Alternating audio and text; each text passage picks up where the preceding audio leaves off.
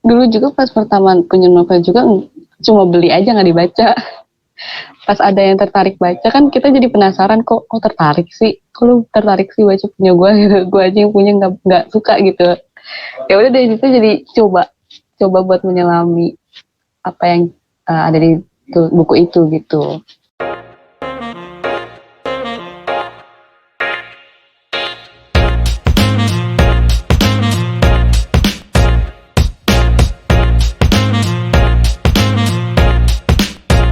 Oke, Assalamualaikum warahmatullahi wabarakatuh. Balik lagi di Trik Podcast, ngobrol dulu aja bareng saya Angga Mawon, dan kali ini kenapa ketawa sih Kak?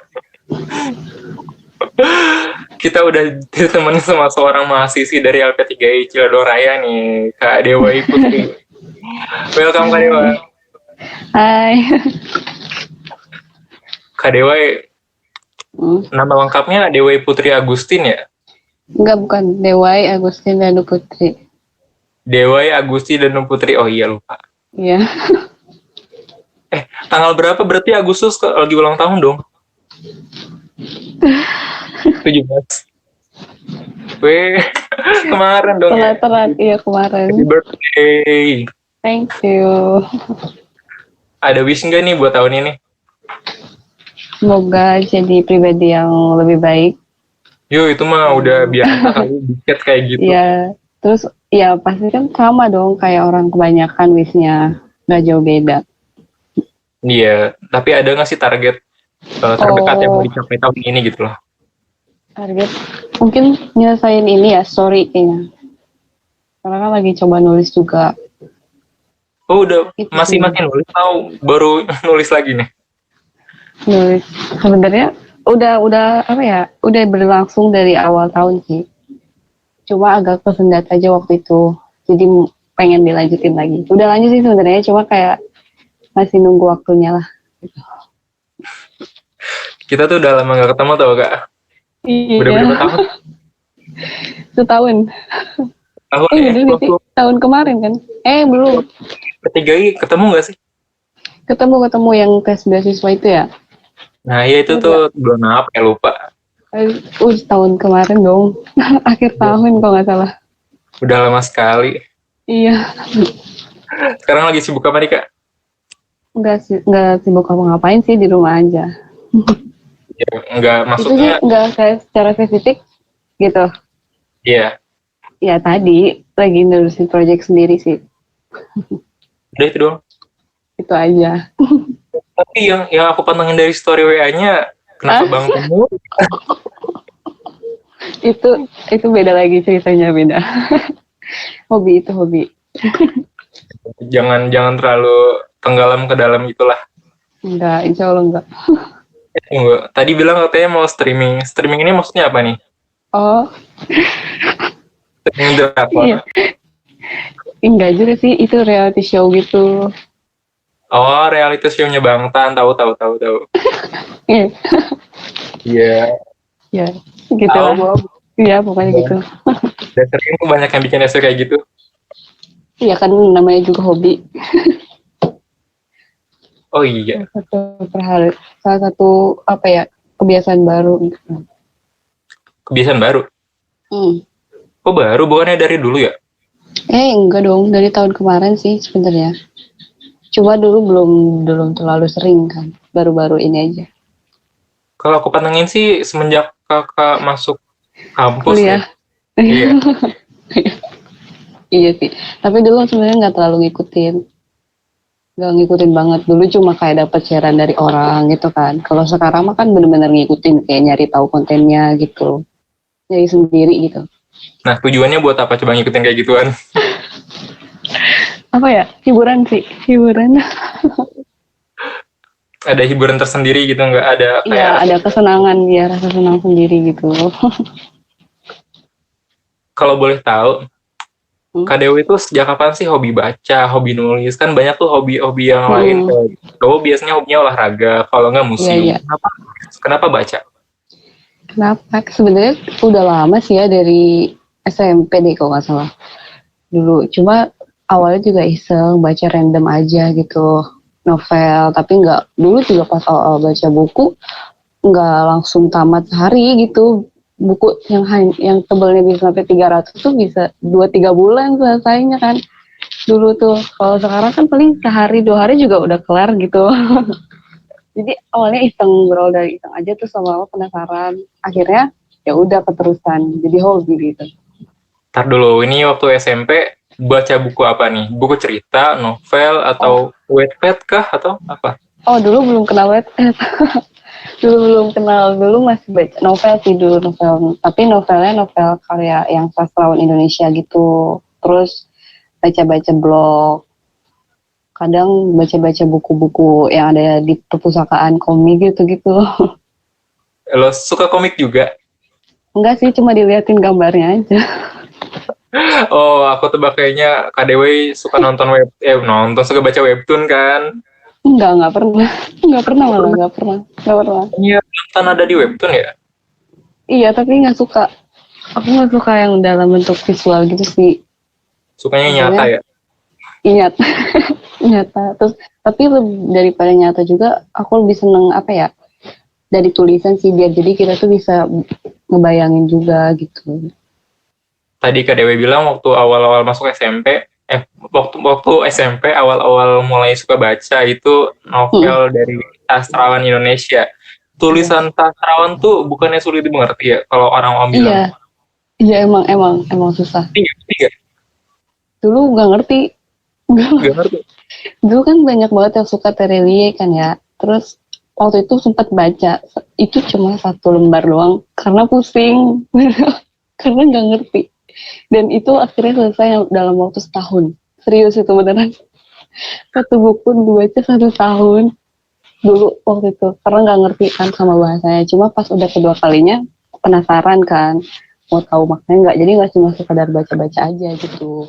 Kayak dari situ ya nyari tahu dari situ gitu. Tapi dapat nggak sih makna dari tulisan yang dibilang susah Dapet. gitu?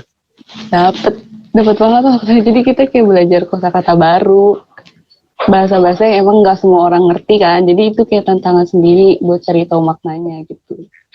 Makna tersirat gitu ya. Iya. Dulu ada yang bimbing nggak sih? Kayak misalkan KDW lagi ada satu kata yang bingung gitu, nggak tahu ya, nanya ke guru atau sendiri gitu? Nggak ada. Sendiri otodidak, bener-bener otodidak. Searching juga tapi? Searching. Wow. Motivasinya apa sih? Kok pengen banget baca sampai yang sastrawan itu kan susah banget tuh buat dimengerti. Gimana ya motivasinya? Cuma apa ya, berlandaskan rasa penasaran aja sih. Awalnya karena penasaran. Pasti pertamanya juga nggak ngerti kan.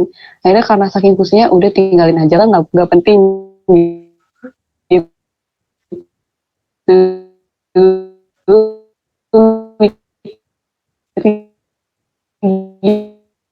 Gitu. Tapi pas udah kedua ketiga kalinya pas dibaca, ini apa ya, udah main nanya-nanya, akhirnya tahu. Ini menarik sih karena jarang banget orang yang hobinya tuh suka baca, suka nulis. Terus berarti kakak ini waktu SMP ya, termasuk kaum minoritas dong? Iya. Nggak ada temen gitu yang sehobi sama nulis. Tapi nggak ada sih. Nggak ada, jadi benar-benar sendiri dulu waktu itu. Di kelasnya yang emang benar-benar hobi banget baca ya, aku doang sih waktu itu emang. Merasa kesepian gak sih? Enggak juga sih. Enggak, biasa aja. Dulu waktu SMP ada sih teman sekelas, dia suka baca. Kebetulan yang dia baca tuh novel yang aku bawa. Dulu kan ada gerakan literasi ya. Aku bawa novel catatan akhir sekolah kalau nggak salah, yang covernya warna merah. Tahu kan Kak? Yang dibikin film juga. Oh nggak tahu. Aduh. Itu dibikin film juga udah lama sebenarnya. Terus dia tuh suka baca banget. Pernah dengar. Aku ada filmnya, mau nggak? Boleh. Jangan deh. Jauh. Jadi dulu dia sendirian gitu ya, duduknya paling depan. Kebetulan duduknya pun sendiri, nggak ada chairmate-nya. Ya dia baca gitu. Iya. Aku penasaran tuh, ini orang kenapa sih suka banget baca gitu. Aku aja yang bawa bukunya sendiri nggak mau bacanya gitu loh. Iya. Emang kadang suka gitu sih. Dulu juga pas pertama punya novel juga cuma beli aja, nggak dibaca. Pas ada yang tertarik baca kan kita jadi penasaran, kok tertarik sih, kok lu tertarik sih baca punya gue gitu. Gue aja yang punya nggak suka gitu. Ya udah dari situ jadi coba buat menyelami apa yang ada di buku itu gitu. Tunggu dulu, waktu SMP itu dapat novel beli sendiri atau punya orang dipinjem atau gimana? Beli sih, tapi sekarang udah hilang. Ya, sedih banget udah hilang. Ya, karena itu dibawa ke sekolah kan, terus kayaknya ada yang minjem, ada yang nggak tahu lah, aku tinggalin di kolong meja gitu, terus hilang, nggak tahu kemana, nggak ada yang ngaku.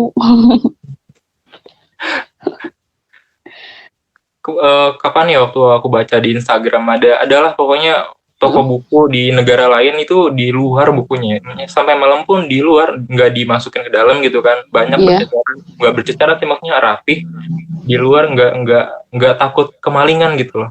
Mereka bilang gini, pembaca itu tidak mencuri dan pencuri itu tidak membaca, makanya mereka berani buat naruh dagangan bukunya di luar. Iya, I know. Iya, keren banget. Iya, keren. Malah pengen banget ke toko buku yang modelannya kayak gitu. Jadi nggak cuma bukunya di dalam, tapi disusun di luar juga kan. Jadi kesannya tuh unik gitu. Karena di Indonesia kan belum ada yang pakai konsep kayak gitu kan. Belum ada sih. Iya, belum. Jadi bener-bener penasaran sih. Kalau boleh tahu sekarang jumlah total bukunya ada berapa nih? Kalau totalin ya, seharusnya kalau sebelum hilang ya, mungkin sekitar 25-30 sih. Lah sekarang udah ada yang hilang berapa emang? Aduh, nggak kehitung. Nggak kehitung. Terus itu karya dari siapa aja nih? Sekarang sih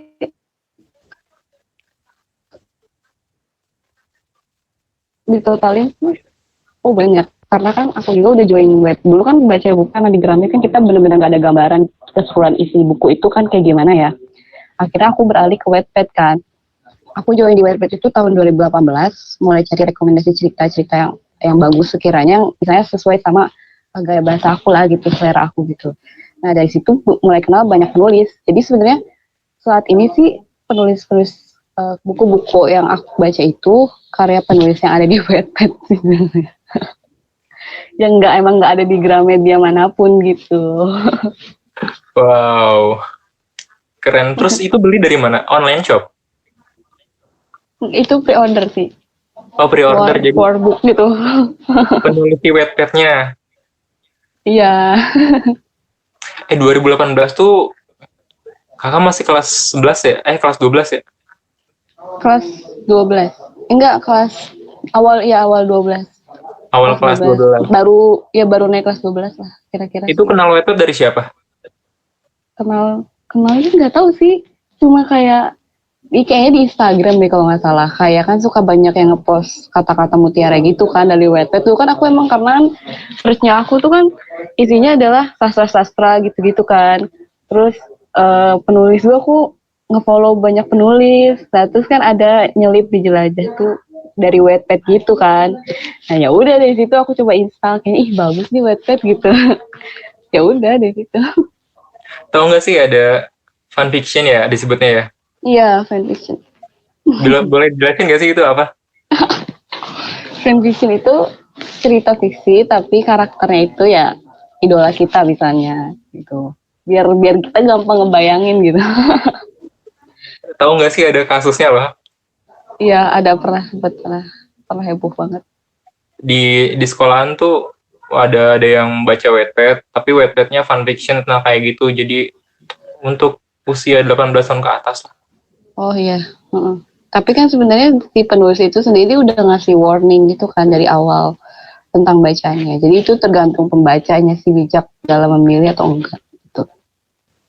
Biasanya anak-anak perempuan tuh nggak melihat batasan umur sih, batasan usia, asalkan itu idola mereka ya udah. Iya, tapi kalau aku sih mikirnya dari gaya penulisan si penulis itu sendiri gitu. Aku meskipun misalnya dia karakternya dari idola aku misalnya, tapi gaya penulisannya itu bukan aku banget gitu, nggak selera, nggak akan aku baca gitu. Mau sebagus apapun itu alurnya, tapi kalau gaya bahasanya dia, cara penyampaiannya dia tuh nggak sesuai sama selera aku, nggak akan aku baca gitu.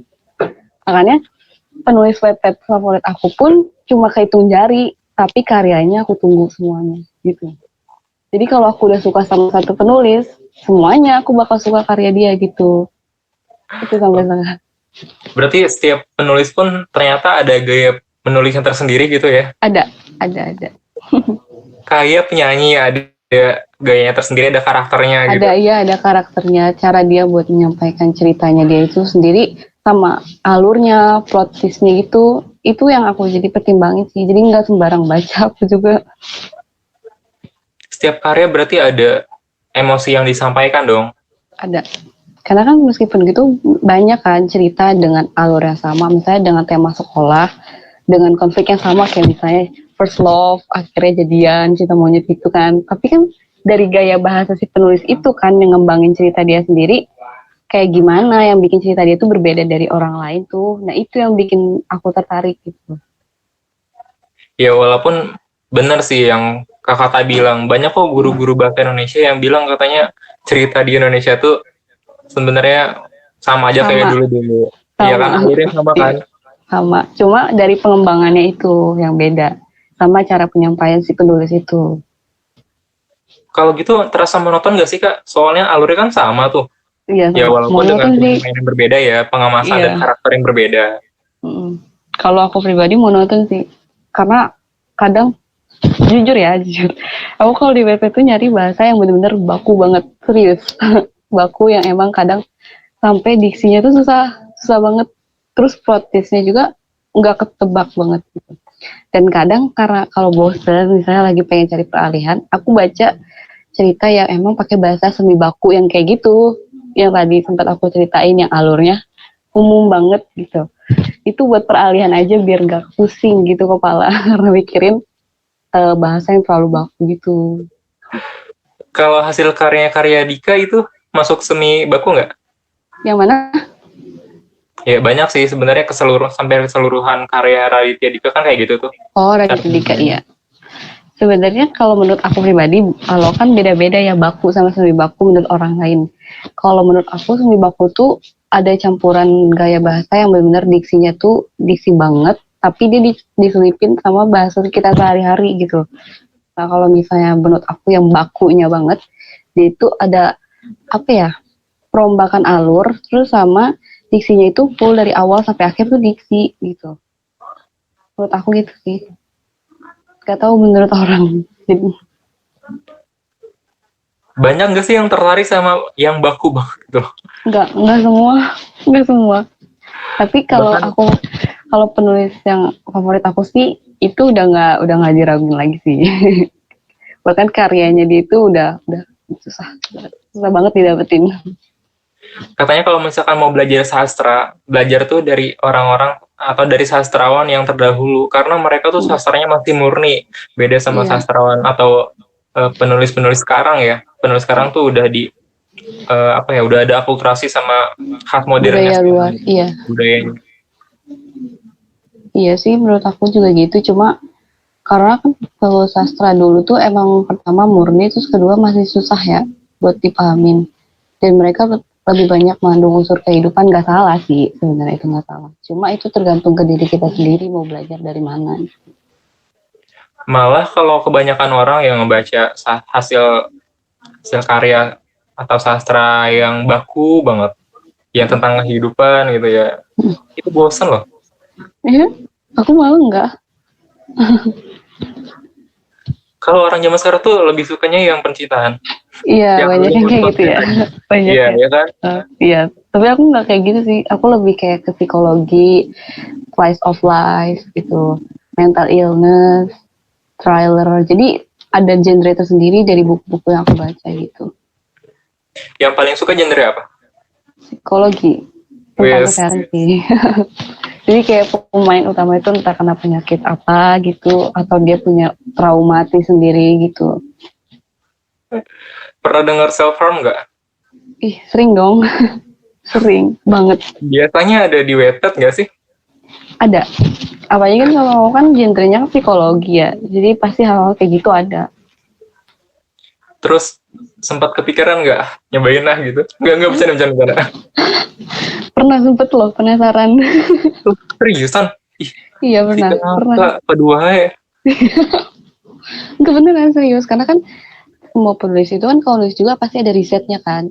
Bahkan penulis favorit aku juga pernah melakukan itu, dan itu jadi inspirasi dia untuk menulis. Dia melakukan itu dalam rangka risetnya atau gimana sih? Enggak juga sih, tapi biasanya kan namanya penulis kan itu kan pasti terinspirasi dari kehidupan seseorang atau dari hidup dia sendiri gitu kan. Dan kalau dari yang penulis yang aku kenal itu, dia terinspirasi dari hidup dia sendiri. Jadi kesannya tuh nyampe ke kita tuh, feel-nya dapet. Dan bahkan dia tuh sering bilang dia emang pernah kayak gitu, bahkan kadang buat alihan emang sering gitu juga gitu. Atau dalam untuk membentuk suatu karya dia tuh butuh kayak gitu tuh. Jadi butuh. Enggak juga. Enggak juga. Iya, enggak juga. Enggak, biasanya kan dari film juga bisa kan. Atau dari buku bacaan juga bisa. Sebagai referensi gitu. Kayak kalau kita beralih ke novel nih. Kasusnya kapan ya? Kalau nggak salah tuh beberapa bulan kemarin yang lagi booming karena novel diperjualbelikan. Bukan diperjualbelikan. E-booknya disebarluaskan secara gratis. Ya. Tanggapan kakak gimana? Kesel sih, kesel banget. Karena aku sendiri karena udah kenal sama banyak penulis Wattpad juga, kan banyak penulisnya juga curhat-curhat gitu kan di wall Wattpad dia kalau banyak banget plagiarisme gitu, terus ada yang ngejual karya dia tapi dia nggak tahu gitu. Aku kesel, apalagi waktu itu sempat beberapa kali aku juga kayak share beberapa tulisan aku sendiri, emang kadang ada yang copy paste tapi dengan gaya bahasa dia gitu. Kan kalau kita tahu itu punya kita kan kesel gitu kitanya juga.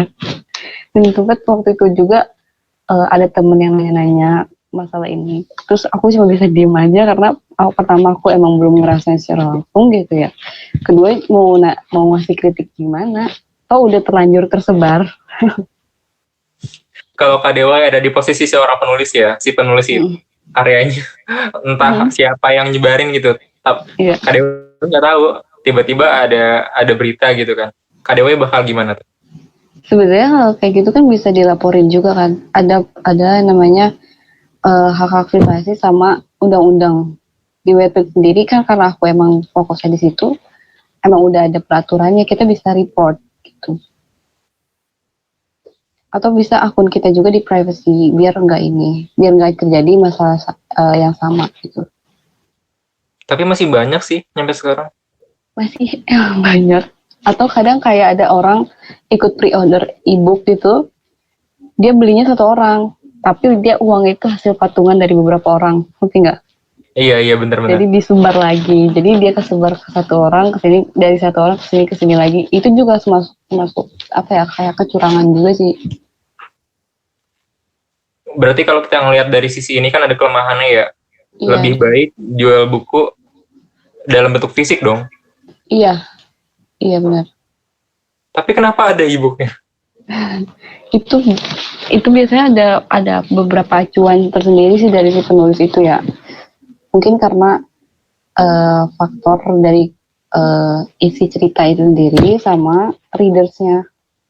Kalau fanbook kan pasti dilihat dari estimasi biaya ya, pasti kan ada biaya cetaknya juga, belum lagi ada beberapa freebiesnya atau kayak bonus dari buku itu sendiri, belum lagi kan ada rasa lelah sendiri gitu kalau kita emang bentuknya dalam bentuk buku fisik gitu, secara fisik.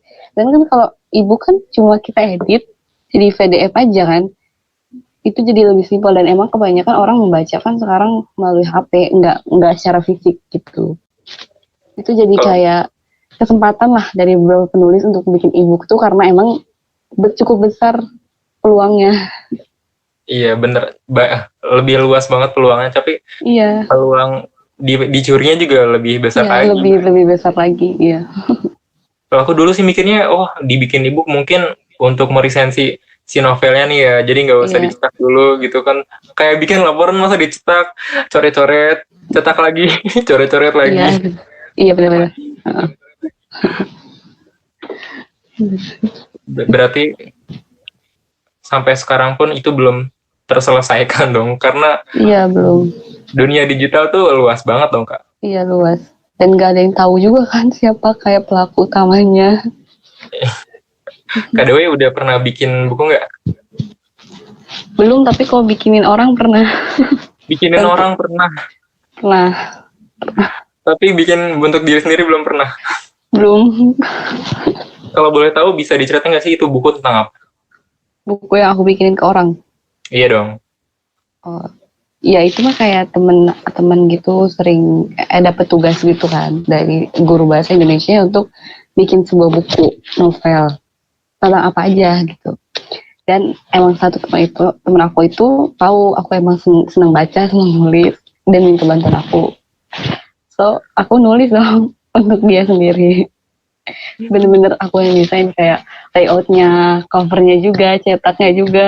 Serius loh, ini nggak bohong. Serius.